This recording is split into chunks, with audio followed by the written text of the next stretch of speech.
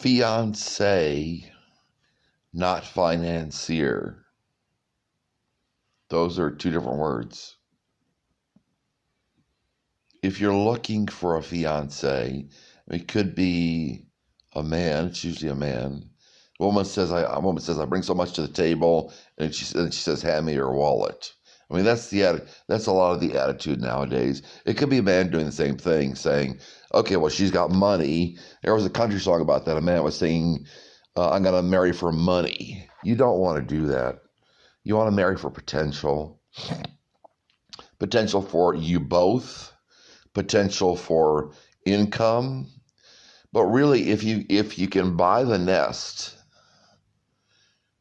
or if you can build the nest, and you can afford the eggs, you're good. I can't do that. Even 50-some, about my mid-50s, I can't afford the nest or the eggs.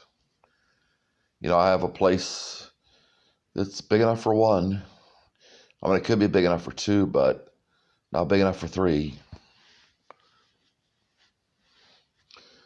You should be marrying potential. Men are supposed to be point men. Women are supposed to advise and encourage and assist. They might have the same purpose, and they should have the same purpose.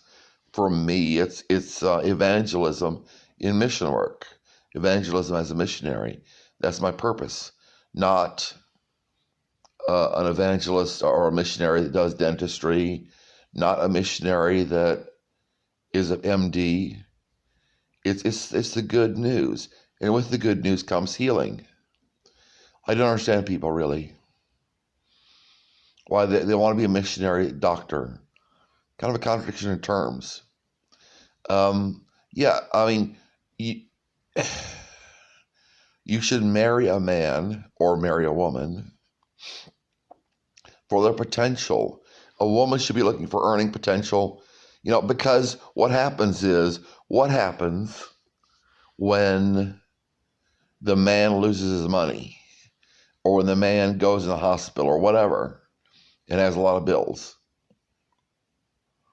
You marry for potential, because once the money's gone, the woman says, or even the man says, but usually it's the woman, "Well, I don't want to marry you anymore. I married you for money, and I don't want to be with you because you don't have any money anymore."